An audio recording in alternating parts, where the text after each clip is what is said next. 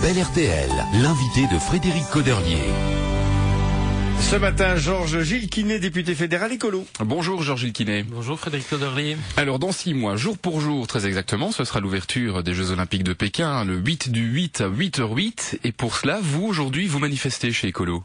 Absolument, nous irons tout à l'heure au CEIB, le comité olympique interfédéral belge, pour demander à nos autorités sportives, au-delà de la préparation sportive de nos athlètes, de s'intéresser à ce qui se passe en Chine, notamment en matière de droits de l'homme, de liberté de la presse et aussi de pollution, parce que si on espère le plus de médailles possible, des émotions positives en matière sportive, on veut aussi que ce soit un rendez-vous avec l'histoire en matière de droits de l'homme. C'était l'intention de profiter des JO à Pékin pour améliorer les choses, et on se rend compte que plus on approche et moins on s'en préoccupe. Mais ça a toujours été très clair, les Jeux Olympiques ne s'occupent absolument pas de politique, ce sont deux choses complètement différentes. Oh ben ça c'est vous qui le dites, nous on a une thèse qui est un peu différente. Et puis c'est quoi la politique? Dire qu'on est en faveur des droits de l'homme, est-ce que c'est un acte politique? Pour nous c'est un acte qui dépasse la politique, et le sport a toujours été utilisé en politique, et je pense que les autorités chinoises veulent utiliser les JO pour affermir encore leur pouvoir, et nous au contraire on voudrait qu'on utilise ces JO pour jeter un coup de projecteur sur la situation sur place. Il y a des personnes qui sont enfermées, exécutées.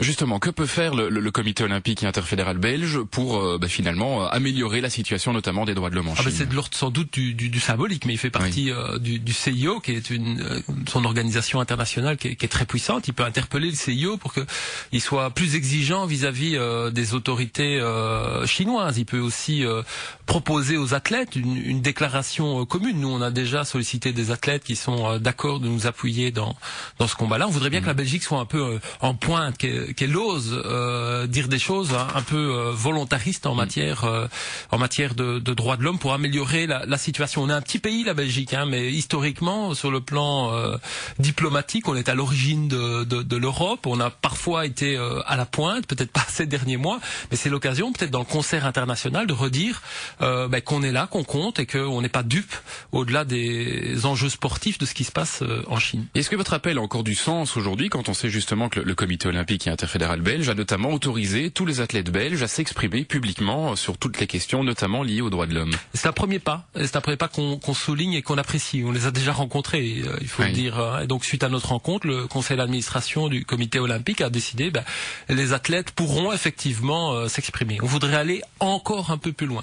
C'est-à-dire que le comité olympique propose aux athlètes présélectionnés de poser un acte. Ils s'engagent à ne pas accepter des logos, des outils de merchandising et des équipements qui seraient faits par des enfants. On voudrait qu'il aille encore un peu plus loin, même si cette attitude est un premier pas qu'on souligne. Georges Gilles-Quinet, vous êtes déjà allé en Chine? Non. Est-ce que vous comptez y aller? Non, je ne pense pas. Pour ces raisons politiques ou pas du tout? Non, pas spécialement. La Chine, c'est un pays extraordinaire. Moi, j'ai rencontré un ministre chinois, par exemple, dans le cadre du travail parlementaire, dans le cadre des relations diplomatiques. Je pense que la Chine est effectivement un très beau pays, mais on peut aussi, quand un ministre chinois vient en Belgique, le regarder dans les yeux en disant mais qu'est-ce qui se passe en matière de droits de l'homme? Pourquoi vous enfermez des gens? Pourquoi vous les torturez? Pourquoi il y a des exécutions sans procès ou des camps de rééducation comme il répond à toutes ces questions? Ah oui, il a des arguments, effectivement, c'est dans le débat d'idées. Je pense qu'ils sont habitués à ce type de questions de la part des diplomates européens occidentaux, et ils avaient beau jeu sans doute de nous répondre. Moi, je me mêle pas de ce qui se passe en Belgique, et j'ai cru comprendre que c'était pas si facile non plus. Alors justement, occupons-nous un petit peu de ce qui se passe en Belgique, et plus particulièrement en Wallonie. Il y a des nouveaux pics de pollution qui sont prévus dans les prochains jours, notamment à Marchienne-au-Pont, à Angis, à Gemep-sur-Meuse et à Liège.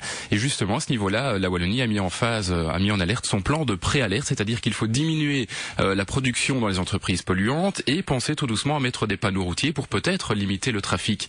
C'est fait? La Wallonie gère correctement maintenant les problèmes de pollution? Je pense qu'enfin on se préoccupe de ces questions-là. Mais je veux dire, on peut agir quand il y a un pic de pollution. Nous, les écologistes, on dit il faut agir pour éviter que ces pics arrivent. Oui. Et on trouve que la Wallonie et la Belgique et même l'Europe globalement en fait beaucoup trop peu. On avait pour les élections fédérales mis sur la table un plan d'efficacité énergétique des maisons, de renforcement des transports en commun. Il faut qu'on soit bien conscients tous ici qu'on peut plus vivre de la même façon, développer notre économie de la même façon qu'hier, et qu'il y a moyen de construire un État, une Belgique plus respectueuse de l'environnement et qui prévient la pollution atmosphérique. Et donc justement, quand on apprend dans le même temps qu'ArcelorMittal voudrait ouvrir un 3e four en région gantoise, après le haut fourneau de Seraing qui a donc obtenu toutes les autorisations, quelle est votre réaction? Moi, je pense qu'il faut trouver un équilibre, parce que de l'économie, on en a besoin, mais qu'il faut beaucoup plus réfléchir à où seront les emplois de demain.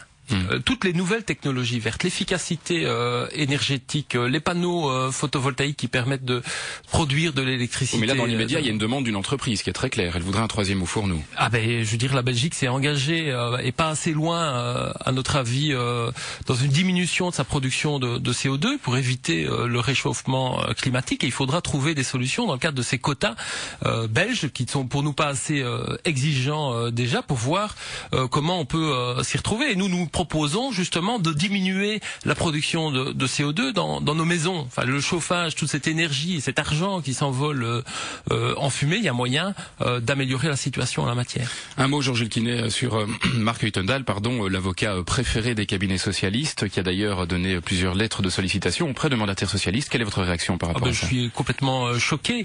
J'étais étonné hier des réactions. La normalisation très rapide de ce phénomène. Mais est-ce qu'on se rend compte de ce qui se passe? C'est un avocat qui écrit à un responsable de parti pour lui dire: est-ce que tu me donnerais pas quelques marchés? Alors que on démarche un cabinet ministériel. On sait que Monsieur Uytendal est un avocat de qualité. Des cabinets écolos ont déjà travaillé avec lui. Pourquoi pas? Mais on dit: tiens, est-ce que je pourrais pas voir les dossiers de la Poste, de la SNCB, etc. C'est un peu comme si l'État c'était moi pour le Parti socialiste. Il faut absolument purifier ce genre de pratiques, et écolo a toujours été à la pointe sur ce type de questions, et nous déposerons très rapidement des propositions pour ne pas que ça perdure. Merci beaucoup, Georges Quinet. On vous souhaite une très bonne journée. À vous aussi.